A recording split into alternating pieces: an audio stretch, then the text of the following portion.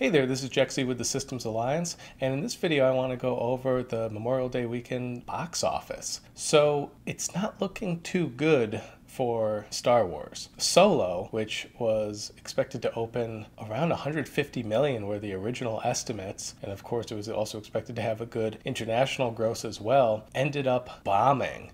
For a movie that cost $300 million to make, it absolutely tanked. So first of all, I do want to point out that this is the most expensive Star Wars movie ever to make, which when you consider Star Wars, that seems like a lot, but what you have to remember is about 70% of this movie had to end up being reshot since they changed directors halfway through. So before it had a more comedic tone with comedic directors, and then they had to turn it around and give it a more serious tone, but it obviously just didn't connect with audiences. Not saying the first one would have, but this one certainly did. Originally it was looking at 150 million. It ended up at $84 million over the 3-day weekend and $103 million over the 4-day Memorial Day weekend. Now that's domestic. And normally a movie like this needs some international help in order for it to make money, but it actually did even worse there. And this includes China. So this is every major market that it possibly needs in order to make money, and it tanked in all of them. In fact, it did around half in all markets compared to what Rogue One did previously. Internationally, it didn't quite crack 70 million. So its total take over the 4-day weekend was only $172 million. And that's when the movie makes a large portion of its money normally. So we're looking at maybe a $500 million total run. Just to let you guys know, when you factor in inflation, every single Star Wars movie has grossed over $1 billion. Episode 2, Attack of the Clones, was the lowest grossing, and it still cracked $1 billion. As I said, none of these movies cost nearly as much as this one to make. So on average in the United States, 45% of your total gross, if you're a studio, ends up going to the theaters. So you get 55%, so a little bit more than half. For a movie that costs $300 million to make, assuming there was no marketing and publicity costs or anything like that, which there are, but if there weren't, if a movie costs $300 million just to produce it, like this one did, you would be looking at needing a solid $600 million. I know it's a little bit more than what you would need just to break even, but let's assume a little bit of profit. So $600 million is what you would need to do in order to get that money back. In some markets overseas, smaller markets, they might only take a third, but in other markets, generally larger ones like China, they would take upwards of 70%. So a lot more than the 45% that they take here in the United States.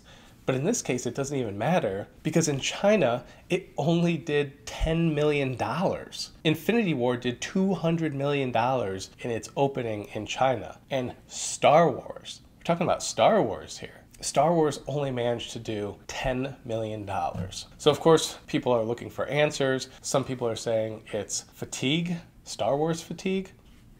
I'm not buying that, considering Marvel can pump out 3+ movies a year and there's no fatigue there. Why? Because they're movies that the audience wants. This particular movie is one of the lowest reviewed Star Wars movies ever. I mean, sure, Phantom Menace may have gotten lower, but Phantom Menace made a ton of money. So who cares, right? If you're a studio at least. But I think one of the larger problems here is no one was asking for this movie. No one was really asking for Rogue One, but they decided to make it anyway. And it was at least fun to watch for most people, so it made $1 billion.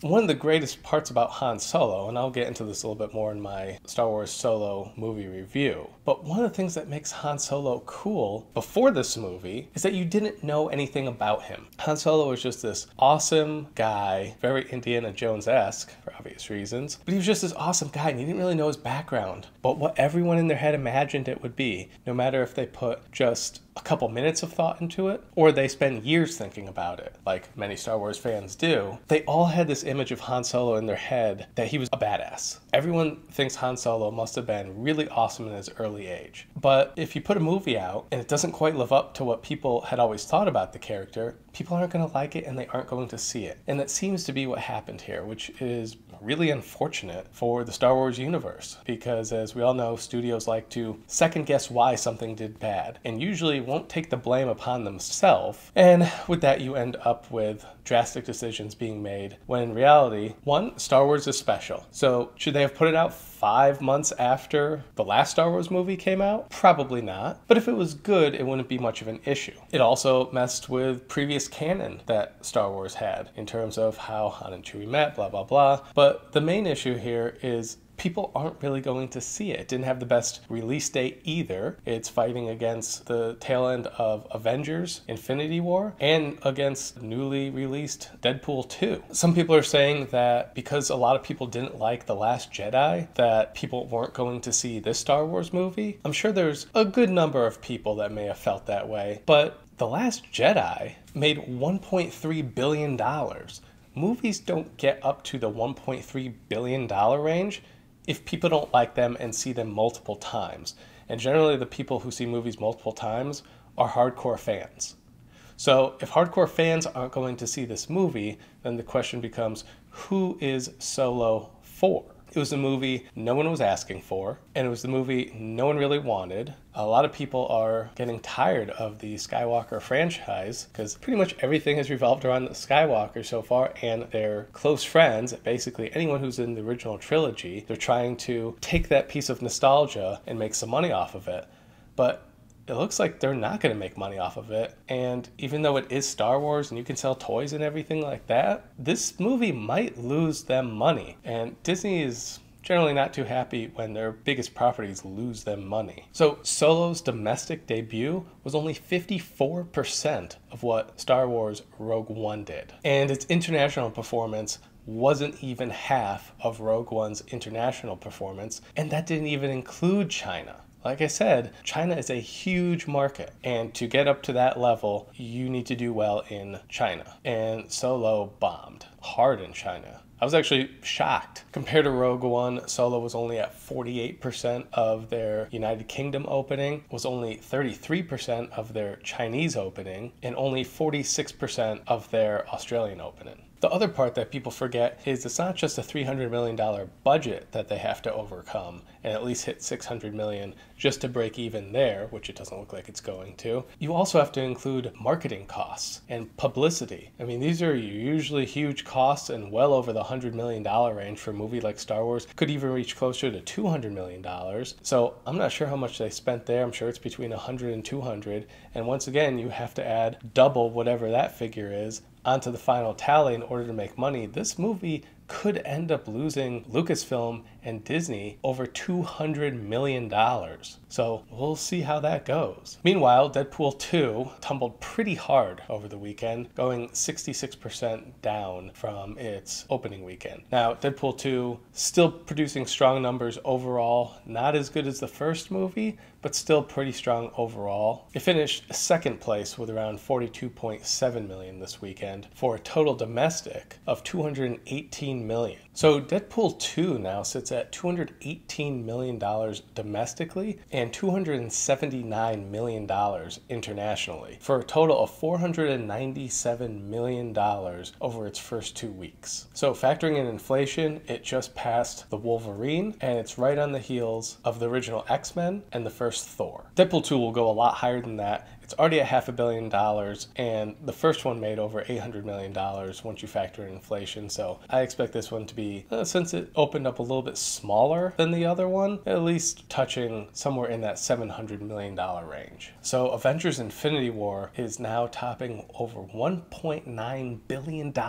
So in a video I made a couple weeks ago, my thoughts were it was going to easily top $2 billion. That looks to be a lock. And the question was, how much higher can it go? Right now it's looking maybe $2.3 billion. It's having pretty strong legs, although I do have to say, domestically at least, it's falling well behind Black Panther's pace. So what I mean by pace is that Black Panther on the same day of release was at least double domestically what the Avengers Infinity War is taking in. However, Avengers Infinity War is still overall ahead by the same day of release because it started off so strong with such a large opening. Obviously, Infinity War is in no danger of losing money like Star Wars, and since it's the same studio overall, Disney, sitting at top, perhaps the profit that Infinity War makes can cancel out what Star Wars loses. That being said, they don't really look at it like that. They want all of them to make money in their own particular studios, so we'll see how this goes. Black Panther is still in theaters and closing in on that $700 million mark. It's only $1.5 million away at this point. Could be by next week, but overall Black Panther sits at $1,344,000,000, which is still an outstanding number, and that is raking in the cash still as well. So let me know your thoughts on this past Memorial Day weekend as far as the box office goes. I'd really like to see what your thoughts are on Solo. Do you think it could actually make money? I'm not sure it can at this point, but crazier things have happened. Maybe it'll have some legs. There really isn't anything opening up until Jurassic World 2 opens up. So Avengers Infinity War, Deadpool 2, and Solo, a Star Wars story, will have plenty of time to compete against each other, but also have legs going into the next large release. Personally, I think Solo will end up around that 500, maybe just a little bit over $500 million mark worldwide, which would cause it to lose at least $100 million. But once you factor in marketing and all that stuff, you're looking at least a $200 to maybe even $300 million loss, depending on how it performs. Looking at the weekend, it did have a significant fall from its opening day from Friday to Saturday. That's common with front-loaded movies, but the fact that it only made $84 million over 3 days, and that was with a front-loaded movie, that's usually a bad sign. Put your comments down in the comment section below, and we'll see you next time.